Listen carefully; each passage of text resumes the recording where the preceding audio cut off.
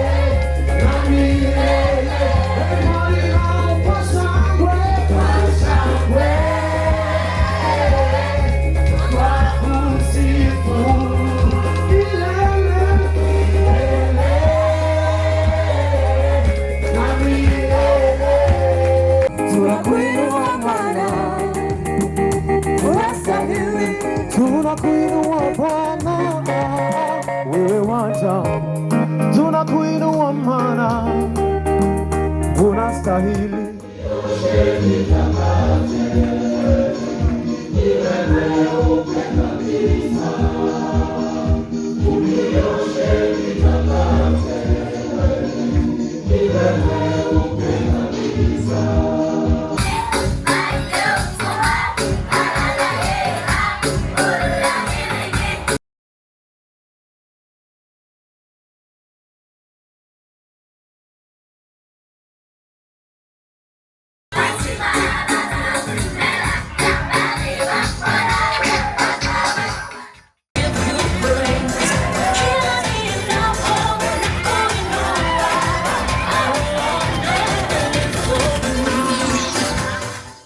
We are talking about leadership that, what is our theme?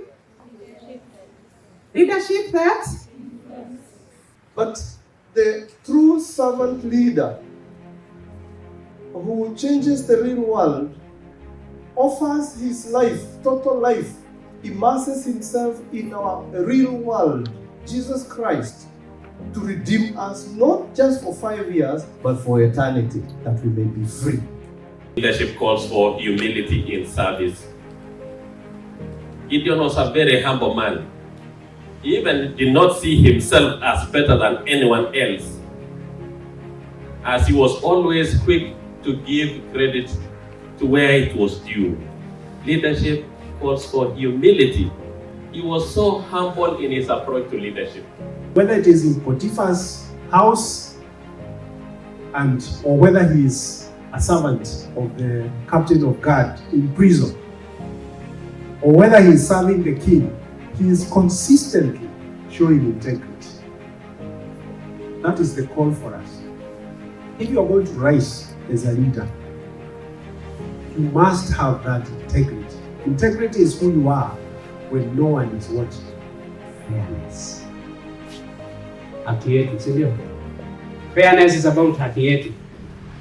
Fairness is how we deal with each other. That all of us must deal with each other in a fairness manner. And that stems from being truthful to each other.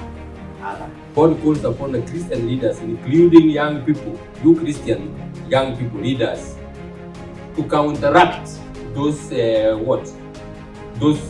misleading views and to live out your faith. The Americans could not hand over the baton and they lost the race. If we fail to hand over the baton, if we fail to transmit this faith to the next generation, then we have lost it. We lose the next generation, then we have lost it all. And that for me is the biggest premise for working with you. St. Augustine, who was thought to be a sinner, a great sinner, converted and became a saint. It is therefore possible that to say all of us that every saint has a past and every sinner has a future. Nobody is lost. Now, when you are making a sacrificial prayer, it is important that there is a high priest. It is important that there is a prayer being made. It is important there is a sacrifice. And it is very important that there is an altar on which to deliver this sacrifice. Are we together? Don't allow your fears, your failures, to step down on you, to trample down on you. The one who invented this bulb failed over 10,000 times. But every moment of failure was a stepping stone to the next step of venturing into new things. It is happening. It's happening in your universities, not just among the young people. It is happening even with senior people who seemed to have achieved a lot in life. But one of the biggest challenge with our African culture is we do not talk about issues. We don't talk about them. We have not, as I said, created a culture for vulnerability. Created a culture where somebody can say, my brother, I am well. Even as we are leading, we have to know where we are as individuals. In psychology, we say, if you're already burnt out, the way they say garbage in, garbage out. As leaders, you see so many different people. The society has a lot of expectations of you. Sasa zingine unajishika, umekaukiwa lakini unajikamata. You have to organize yourself. Inafika time mwenyewe unachoka. For us to be leaders of influence, we must be okay. We must build the resilience and be able to cope with the stresses of life. So I came really as Chair Nakada to say, you are the student leaders. I'm very grateful to the university leadership for organizing this. We want to ask for your partnership. We would ask that you really help us so that we fight a lot.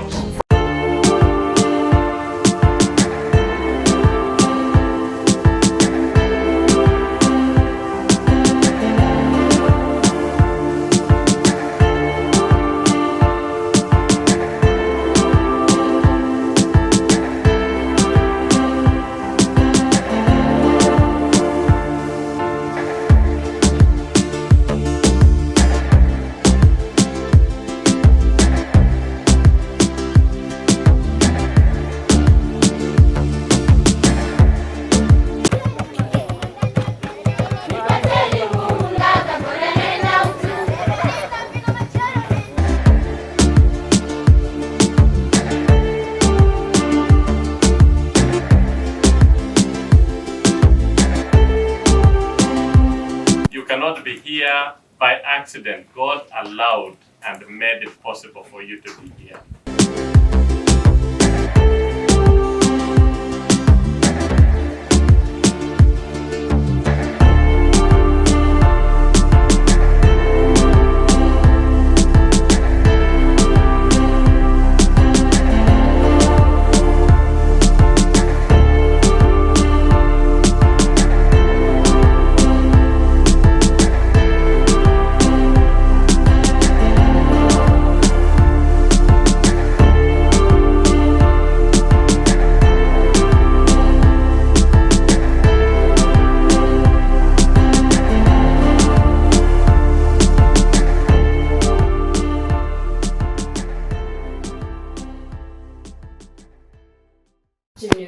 Everybody.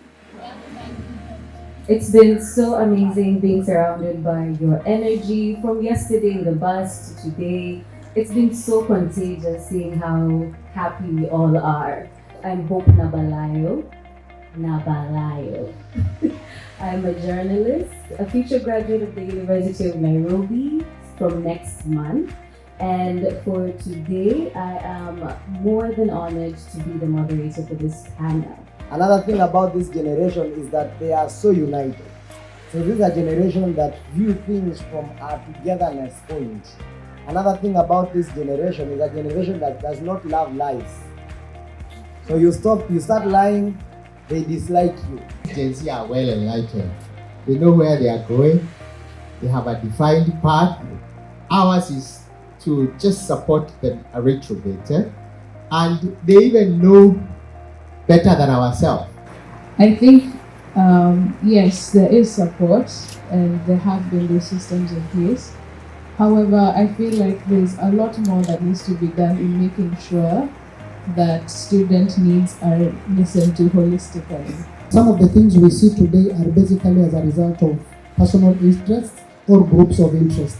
So in order for me to safeguard my interest or my group of interest, you seem to behave in a particular manner.